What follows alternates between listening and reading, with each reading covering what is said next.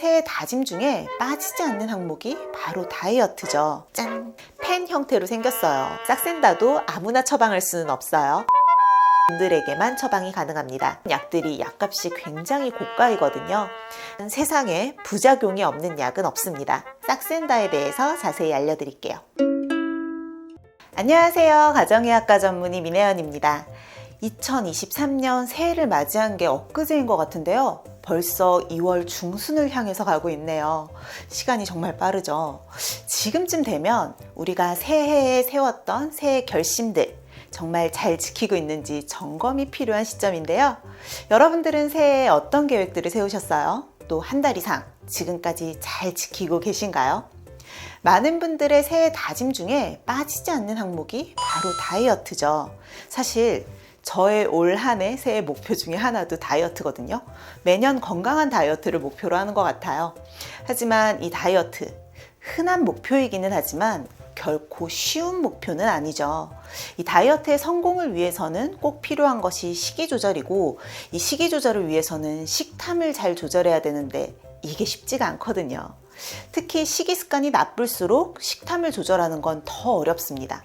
그렇다 보니까 많은 분들이 이 새해 결심이 무너지기 시작하는 이맘때쯤에 식욕 억제제에 대한 진료를 보려고 병원을 많이 찾으시거든요. 병원에서 처방하는 식욕 억제제에 대해서는 제가 이전에도 컨텐츠를 통해서 자세히 설명을 드린 적이 있었는데요. 이후로도 관련된 많은 문의를 주셨는데 특히나 싹센더에 관해서 굉장히 궁금해 하시더라고요. 그래서 오늘은 기존의 식욕 억제제와는 그 기전도 또 주입 방법도 다른 싹센다에 대해서 자세히 알려드릴게요. 일반적으로 병원에서 가장 많이 처방하는 식욕 억제제는 아직까지는 펜디메트라진이나 펜털민과 같은 향정신성 의약품 성분인 경우가 많습니다. 간단하게 약으로 복용이 가능하고요. 또 식욕 억제 효과가 좋고 빠르다 보니까 많이 선호하게 되죠. 하지만 이런 약들은 향정신성 의약품인 만큼 처방에도 주의가 필요하고요. 또 금기사항도 많고 무엇보다도 부작용도 많기 때문에 신중하게 처방해야 되고요. 또 복용을 하실 때에도 신중하게 복용하셔야 하는 전문 의약품입니다. 자, 약을 드시고 나서 심장이 막 두근거리는 심계항진이나 입마름을 호소하시는 분들이 많고요. 향정신성 의약품이다 보니까 뇌에 작용하는 이 신경전달 물질을 관여하거든요. 그래서 손떨림이나 불면증, 우울이나 불안감, 기분 조절 장애와 같은 여러 가지 이상 반응을 경험하시는 분들도 계세요. 그래서 우울증이나 불면증과 같이 이 정신건강의학과의 진료나 치료를 받고 계신 분들 또는 과거 치료력이 있는 분들에게는 처방이 어렵죠. 게다가 3개월 이내의 단기 처방으로만 허가가 난 약제이기도 합니다. 자, 이러한 기존의 식욕 억제제와는 조금 다른 양상의 식욕 억제제도 있죠. 바로 싹센다인데요. 짠! 이렇게 보시는 것처럼 펜 형태로 생겼어요. 자, 이건 먹는 약이 아니라 주사약, 주사제입니다. 이 형태가 조금은 생소해 보이실 수도 있지만 사실 당뇨를 앓고 계신 분들에게는 좀 익숙하실 거예요. 당뇨약 중에서 빅토자라고 이렇게 똑같이 유사하게 생겨서 똑같이 주사하는 약이 있거든요. 실제로 싹센더와 빅토자는 리라글루타이드라고 하는 같은 성분의 약제들입니다.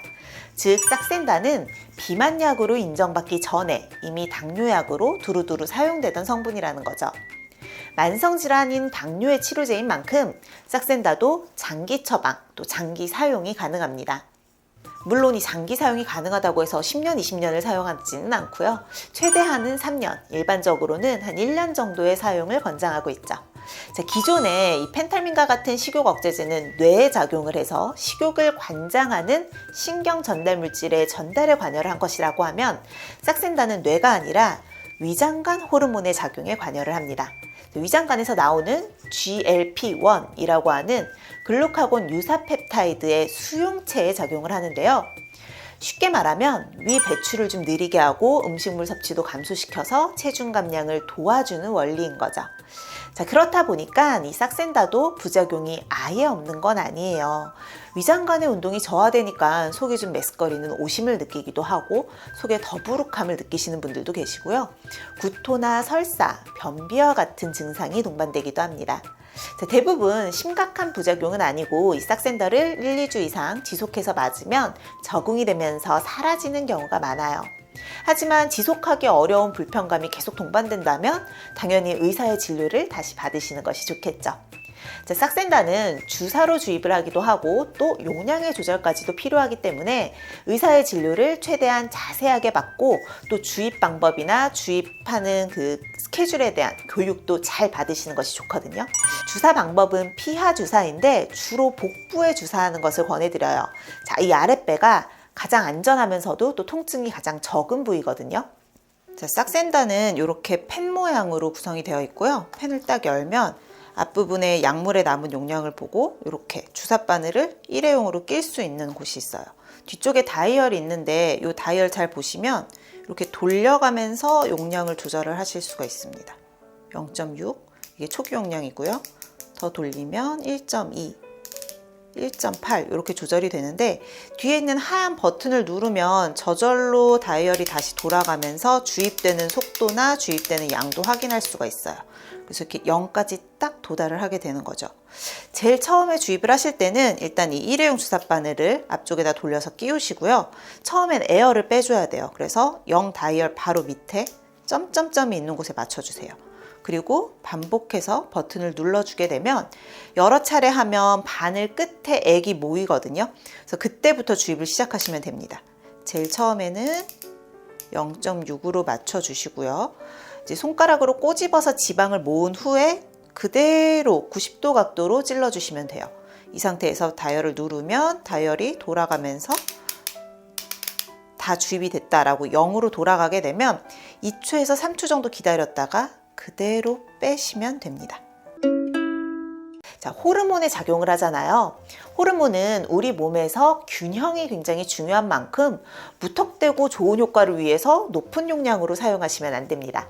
자, 최소 용량인 0.6mg으로 시작을 해서 일주일 정도 지속해서 사용을 해주세요. 자, 이때에는 저용량이기 때문에 크게 식욕 억제 효과가 느껴지지는 않으실 거예요. 하지만 싹센다의 불편감에 적응하고 또 변화하는 호르몬에 적응하기 위해서 꼭 필요한 단계이니까 반드시 이 단계부터 시작하셔야 합니다. 자, 여기에서 일주일 동안 큰 불편감이 없었다면 그 다음에는 1.2mg으로 늘려서 역시 일주일 정도 주사합니다. 자, 이런 식으로 용량을 차츰차츰 올려서 본인에게 잘 맞는 용량을 찾으면 그때부터는 그 용량으로 유지가 가능한데요. 일반적으로 우리나라 사람들은 1.8에서 3.0mg에서 효과를 잘 느끼시더라고요. 사용한 주사 바늘은 일회용이에요. 그래서 반드시 다시 돌려서 폐기하시고 뚜껑을 닫고 냉장 보관하시면 되겠죠. 자, 호르몬에 관여하는 이런 주사는요, 매일 같은 시간대에 맞으시는 것이 좋습니다. 그래서 가급적이면 아침 비슷한 시간대에 맞춰서 맞으시는 것을 추천드리고요.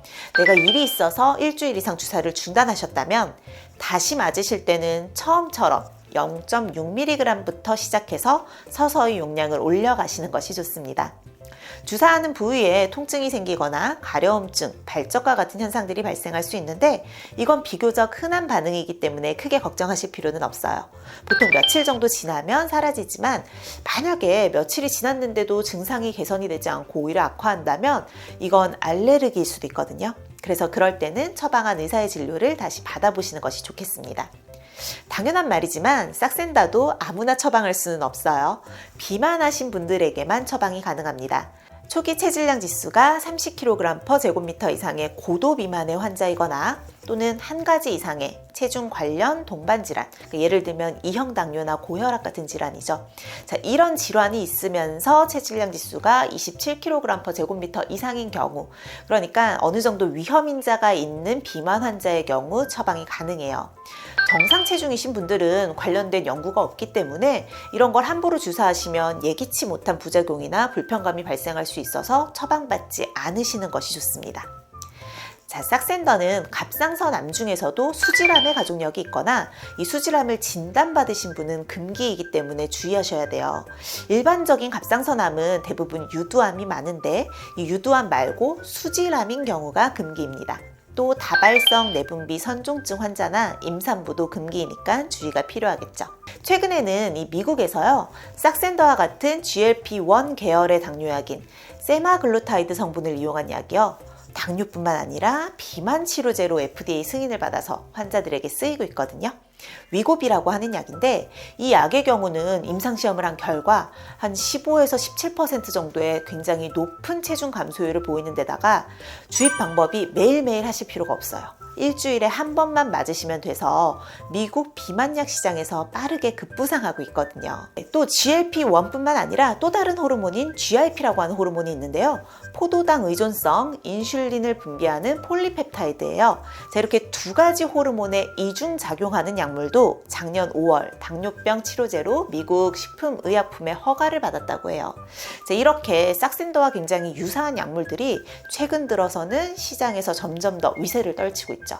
하지만 제가 말씀드린 이런 두 가지 약들은 아직은 국내에 들어오지는 않았고요. 국내에 들어오려면 국내 식약처의 안정성 기준도 통과해야 되고 또 하나의 이슈가 이런 약들이 약값이 굉장히 고가이거든요. 그래서 저처럼 비만을 다루는 의사들 사이에서도 이런 약에 대해서 기대감도 굉장히 크지만 우려 또한 적지 않은 상태입니다. 사실 싹센다가 처음 비만약 시장에 나왔을 때 기존의 약제들에 비해서 부작용이 없는, 그러니까 마치 만병통치약인 것처럼 유명해졌어요. 하지만 세상에 부작용이 없는 약은 없습니다.